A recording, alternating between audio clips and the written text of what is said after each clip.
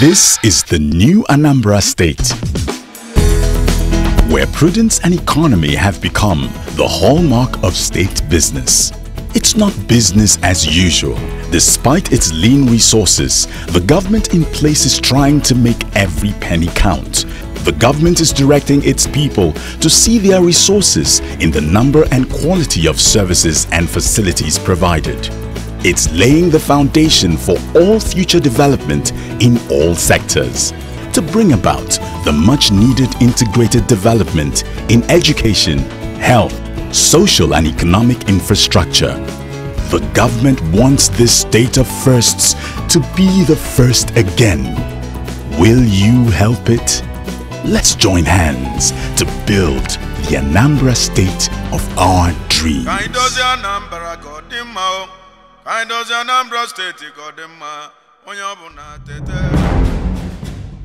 Politics, they say, is a game of numbers.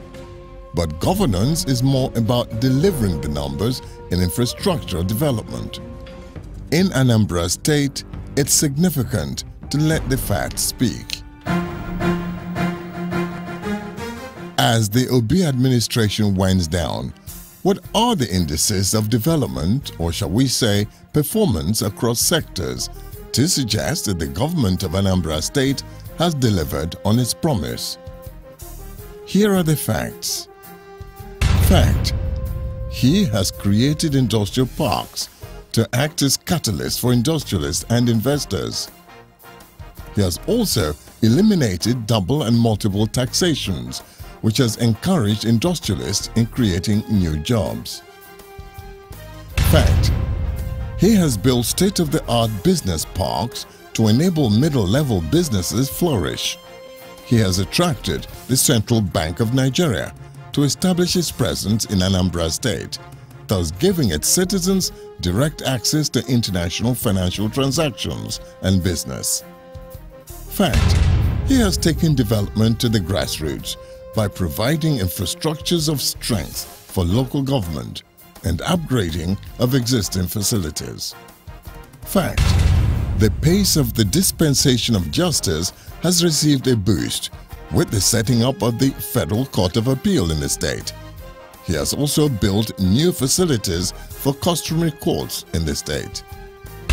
Fact: he has provided hundreds of buses to all schools in the state to help their much-needed mobility, and he still funds schools that are under control of the dioceses of Imo State but are situated in Anambra.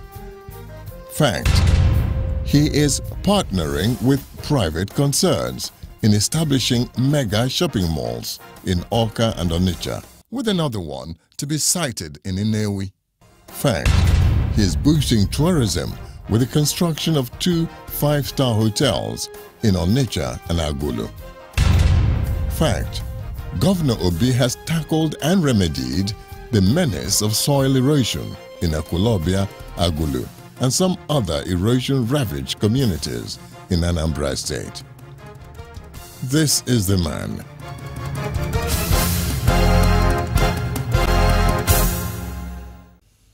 In any region of the world, industrialization is recognized as responsible for the spiraling growth of the economy. It therefore means that the collaborating focus of the managers of the economy, both government and private sector, would be on driving the critical planks that will establish a solid industrial base in the region. With his experience steeped in commercial banking and private business, the importance of industrialization was not lost on Governor Peter Obi. From the onset of his administration, he developed an economic blueprint that has attracted foreign manufacturing concerns to the state, as well as encouraged indigenous entrepreneurs. For one of the biggest foreign investments in this country in first quarter of this year came here, and others are coming. And you can go to the harbor industry and see yourself. And then you can see within this government, the first truly car manufacturing facility in Nigeria came into being. The Innocent motor factory, and other things. So it's a critical thing. Trying to do quite a lot, and we show people, by the time you come back, we're going to flag off other massive projects which in no time will be completed. Starting with local manufacturers for whom access to funding is a major challenge, the Obi administration teamed up with the Bank of Industry to raise counterpart funding at very low interest rates to get manufacturers functioning at optimal capacity within the state. Taking it a step further, the state economic policy has eliminated multiple and double taxations, allowing businesses to expand, create more jobs, and record higher profits. The one that is very prominent in this government is establishment of APLOG, where if you make your payment to APLOG, it's once and for all. While before now, anybody whose business goes down will go to a government house, collect one paper, and come to you and say it has been authorized to collect going and coming levy. That if you go out of your house in the morning, you pay levy, coming back, you pay levy. And you don't question them. But now, today, with your APLOG, nobody harasses you anymore. It's part of what I call industrial friendliness, which this government has introduced. If the infrastructures are not there, if you're setting up an industry, you cannot perform. The same way, even towards the northern part of the state, where they know that agriculture is their mainstay, you can see the amount of roads springing up there to make sure the food are being evacuated from those areas. So the state government is doing very, very well. If you even go to Onitsha, you see the level of industries now in Onitsha city. You marvel. No doubt, the pride of Anambra's industrialization drive is the establishment of what is unarguably Nigeria's first indigenous auto manufacturing plant. Taking advantage of Governor Obi's economic policies, this plant is sited in Nnewi. The production plant's foundation stone was laid by Governor Peter Obi and commissioned by His Excellency Goodluck Jonathan, President of the Federal Republic of Nigeria. The day it was, Jonathan visited the factory, the day he commissioned the factory, and he was so happy that Nigeria can do such factory in Nigeria, and he was so happy. And he gave us a lot of encouragement. He gave us a lot of encouragement that makes us to be marvel to develop it more. Because when you are doing things and you see that your government is happy, you will try to do it more so that they will be more happy. Today, pickup trucks, mini and luxurious buses are manufactured here, with a chassis and entire body parts fabricated from flat metal sheets. The headlights, bumpers and interiors are also manufactured and fabricated in Nigeria. The federal and Anambra state governments have placed orders for hundreds of units of several of the vehicles, some of which are already part of the success story. When there is problem in the road, access to road to the factory, the governor told me no problem, because that time we are worried no motor can be able to enter the factory. The governor said that we should not worry, that he will make the road. In the next few months, he make the road to the factory. When we started, and he see that the production is going well, the governor said, are we producing now? I say yes. He give us order over 500 units to encourage the factory. That's the first order we have. And he give the second order after that. He have given us up to 4 orders since we started the factory. And he's giving us a large order, keeping the factory busy. For the Anambra state government, it has donated the pickup trucks to all community security outfits in the state, which has enhanced surveillance and created the relative peace now enjoyed by Anambrarians.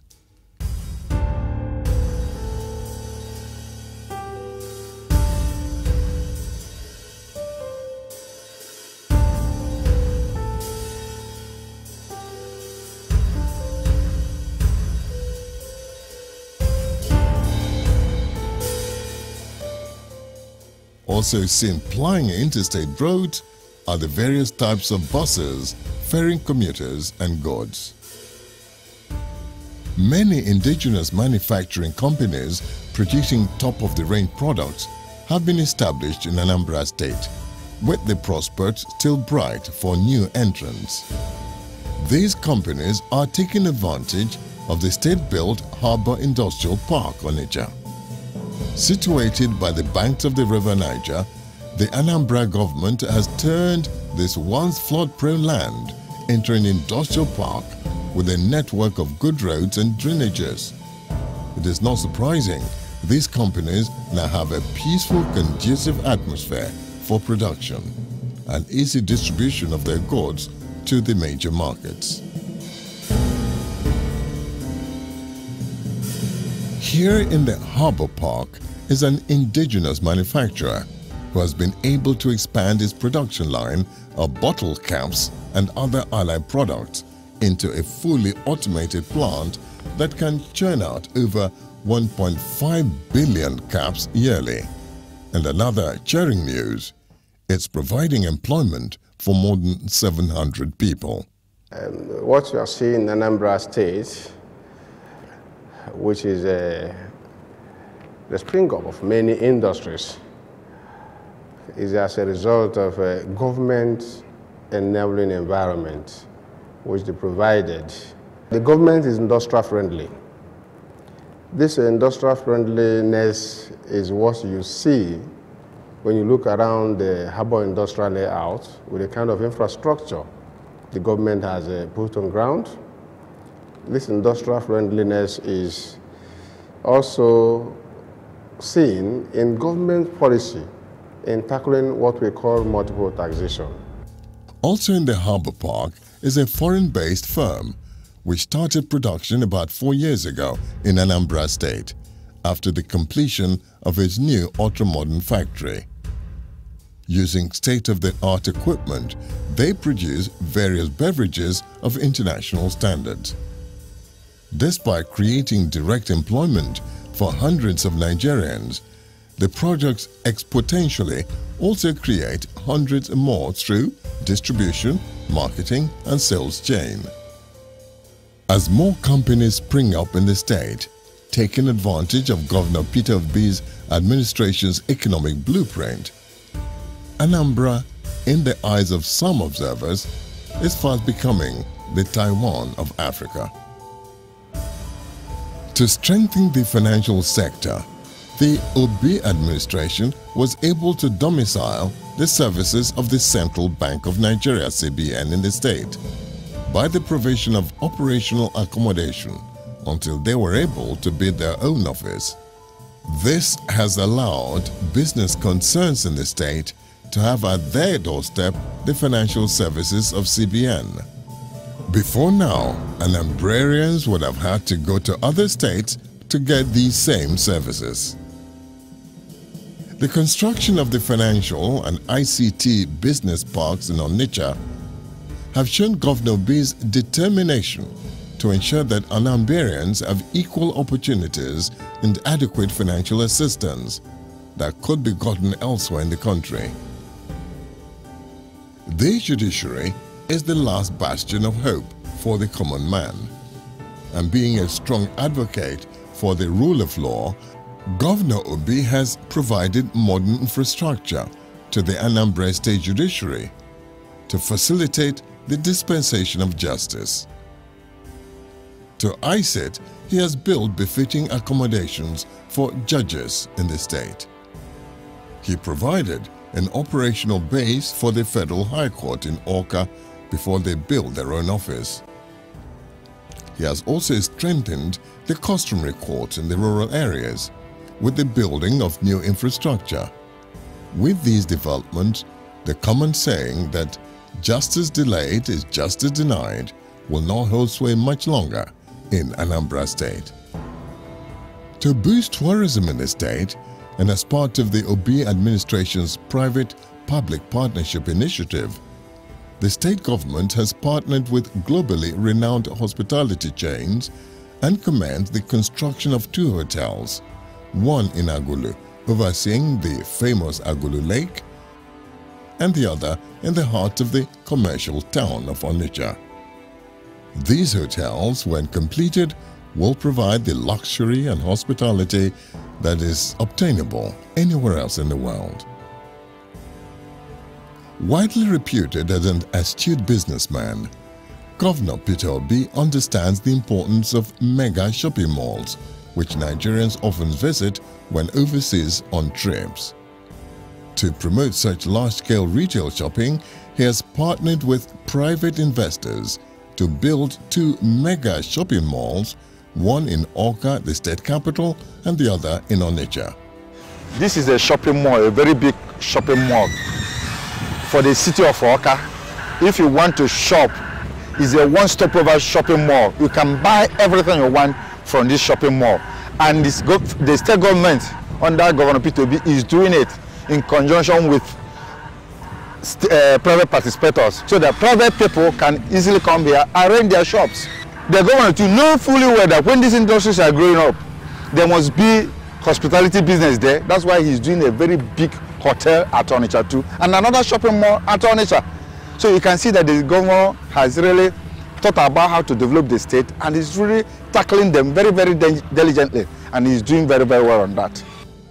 These shopping malls, with thousands of square meters of shopping space, will not only provide the people of Anambra a one-stop shopping destination, but also provide a serene atmosphere for recreation.